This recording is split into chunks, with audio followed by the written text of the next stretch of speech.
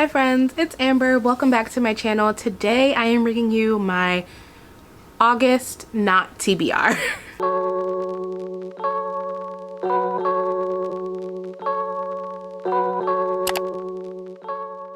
So I am notoriously awful at sticking to a TBR, and I honestly think it's just because when I try to make myself read one way, I just automatically want to rebel against whatever books I had planned for. I'm such a mood reader that I can plan to read a million books, and even if I really do want to read all those books and I'm interested in all those books, if I'm not in the mood for it, I'm just not gonna read it.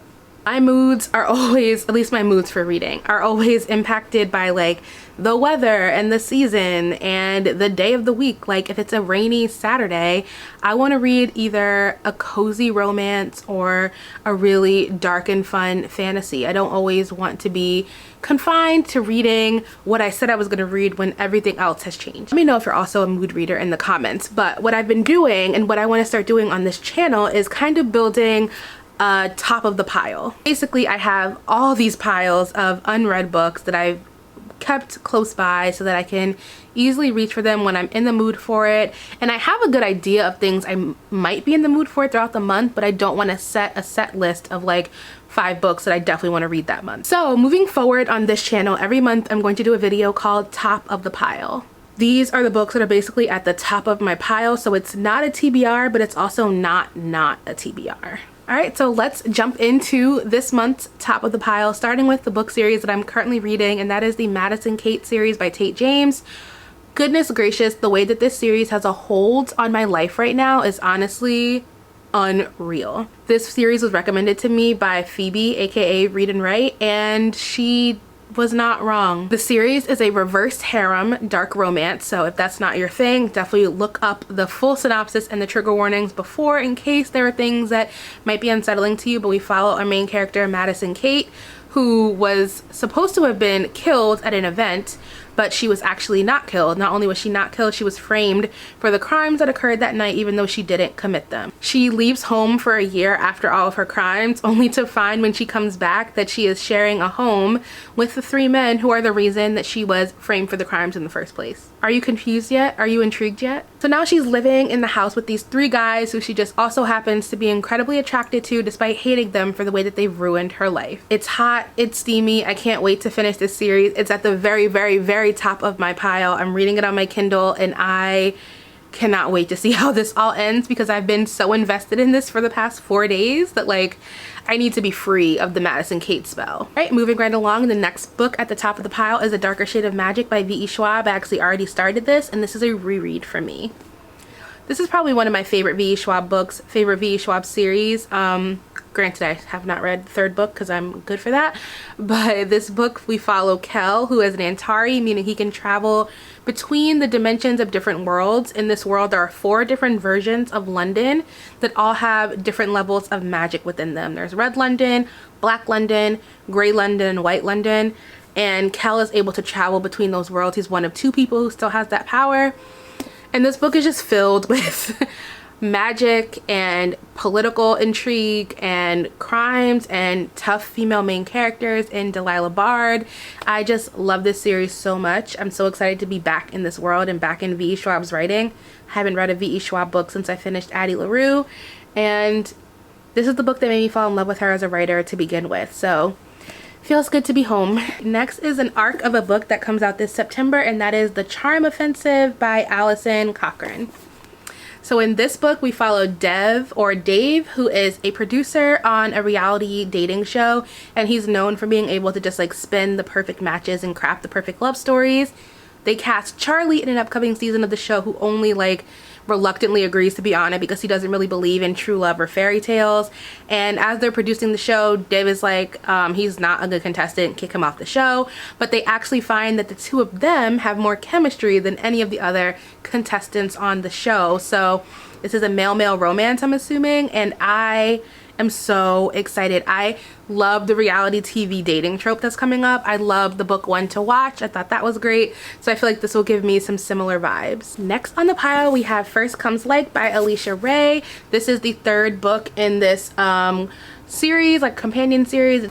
In this book, we follow Gia, who is a very popular beauty influencer who is really just focused on her career and growing her platforms and does not have time to be focused on dating and love. One day, a Bollywood star slides into her DMs and she pretty instantly falls in love, even though he doesn't really know who she is. Literally doesn't know who she is, because the person who slid into her DMs wasn't him. She's been catfished. Her story obviously gets picked up by the paparazzi and becomes a huge thing, and now they have to figure out who is catfishing with Deb's name and what is going on. Who did Gia actually end up falling for? I loved The Right Swipe so much, and I also really liked Girl Gone Viral, so I'm really excited to see where we end up in this series and who's the next character that we're following, since we kind of get a little snippet of each of the characters in all of the previous books. Up next, we have Kink, which is an anthology with a ton of some of my favorite authors. We have Roxane Gay, we have Carmen Maria Machado. It's literally a star-studded lineup in this anthology. All of the essays and stories are centered around sex and the concept of desire and what that really means, tackling things from monogamy to BDSM. It's all in here. More importantly, this book is supposed to celebrate desire and talk about things that we so often cover up in shame and just bring them into our everyday conversations, because everyone is experiencing some form of desire. Next, we have a graphic memoir, and that is Almost American Girl by Robin Ha. It is the author's graphic memoir of being the only Korean American girl living in Huntsville, Alabama at the time. Robin is the only child of a single mother who immigrated from Seoul, Korea, and one day they have to relocate to Huntsville, Alabama, and obviously she is very outside of her cultural comfort zones. She doesn't speak the language. Obviously everything is very different than the life that she would have had growing up in Seoul, and she has a lot of adjusting and adapting to do in an environment that isn't always friendly to people who don't look or sound or have the same cultural background as you. Robin's life changes for the better and dramatically when her mom enrolls her in a comic drawing class, which introduces her to a whole new world of art and illustration. Speaking of illustration, the artwork in this book is beautiful.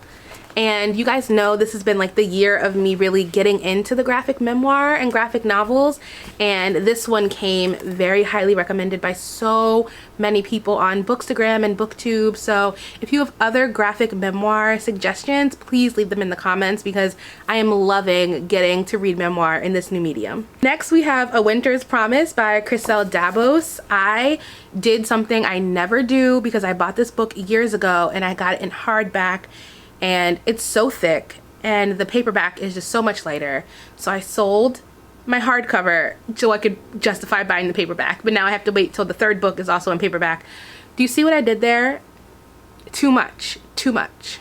Leave me a comment if you would rather just pay $25 for a standard paperback instead of having hardbacks and paperbacks. I just want to see something. In this book, we follow our main character, Ophelia, who has two special gifts. One, she can look at an object and see that object's past. She can look at a book and see who owned the book, who wrote the book, who held the book, the whole past of the object. Second gift is the ability to travel through mirrors. Her whole life changes when she gets promised in marriage to this guy who's very dark and ominous from this other clan in a separate world that she lives in, and now she has to be a wife, and that's not what she had planned for herself. So now she has to navigate the new world of her fiance and figure out how to survive and operate her gift without it, blowing back up in her face. This is currently going crazy on Book Talk. Actually, when I went to go get the paperback copy, it was on the Book Talk table at Barnes & Noble. So obviously the kids are loving it, but I've heard good things about this book and this series for years, and I'm so excited to finally hopefully be picking it up this month. It is very thick and chunky, and I have been struggling with the thick and chunky lately, but we're gonna try. Next, we have Cinderella is Dead by Kaylin Barron, and I have heard so many good things about this book, especially from other YA authors, and I also really like a retelling, and I love that we're doing retellings with Black main characters now. The cover of this book is going to mean so much to young girls when they see it in their school libraries or their local library, because when do you see fairy tale princesses with people who with hair and skin that looks like yours? Never. This book is set 200 years after Cinderella finds her prince. Now, instead of princesses going to find their prince every year, eligible teenage girls have to go to this ball where they're selected by the eligible men in their village. Main character Sophia would much rather actually be with her best friend Aaron, then get married to any of the eligible men in her village, but that is not an option. So when it comes time to go to the ball, she makes a last minute decision to run away and flee and start a new life where she is able to be in a relationship with whoever she wants. She ends up running straight into Cinderella's mausoleum, and there she meets another girl, and they decide to team up and take down the kingdom together so that all girls have the ability to be with who they want to be with. Next I have The Heir Affair by Heather Cox and Jessica Morgan. This is the sequel to The Royal We, which I read and really enjoyed last month. This book, Bex is back with her prince. They're married. The public hates them because if you read The Royal We, you know the ending, a lot of stuff went down, and so they basically are trying to stay out of the public eye, but then there's a crisis that happens and they have to come back into the public eye and deal with that. I know I've been spoiled a smidge for this, but not so much that I don't want to read it, and I'm so obsessed with this story. I love a good royal story. You guys know I'm a little bit royally obsessed, and I really want to read this. Again, very thick, and one of the things I didn't love about The Royal We was the writing. I thought it just tried very hard for what it was. It didn't have to try that hard. So the length of this one makes me nervous that they're going to do the same thing, but I'm invested either way, so we're doing it. And then the last book on the pile is Isn't It Bromantic by Alyssa K. Adams. This is the 4th book in the Bromance Book Club series. I'm obsessed with this romance series. I think it's so fun. I love the way that Alyssa K. Adams has brought men into the romance fold. I'm really excited for this book because if you've read any of the other books in the series, this one follows the Russian. He is usually the comic relief of every scene that he's in the other books, so I'm glad he's finally getting a book of his own. You know, he's not the character who I would have said, yes, I need his story, but I will gladly read it because I feel like it's going to be hilarious. I'm trying to not read the synopsis because I don't want to be spoiled, because once you get 4 books into a companion series, like, it's hard not to get spoiled. But like I said, we're following the Russian and his wife, and the whole premise of the series is that there's this group of men who read romance novels together to help each other through their marriage and relationship problems. So they read the book and they use the takeaways from the book to guide themselves in their relationship. So the Russian is going to be using a book to guide himself in his relationship with his wife. This is definitely, of all the covers for this series, my favorite cover to date. It's very classic Bromance Book Club, but I'm obsessed. Okay, that is my I could read this pile for August. Let me know if there are any books that you've already read that you think I should bump to the very top of the pile, or that you saw in this video and now want to add to your own pile. What's your TBR approach? Are you a structured spreadsheet, I'm gonna read this TBR person? Or are you more of a go with the flow, top of the pile kind of reader? I will link all the books I mentioned down below in the description box. Make sure you give this video a thumbs up if you enjoyed it. Leave me a comment. Let me know what you're reading, what books you plan on checking out next, how you're organizing your TBR if you have one. If you haven't already, be sure to subscribe to this channel. I upload new videos every single week. And I will see you all in the next one. Bye!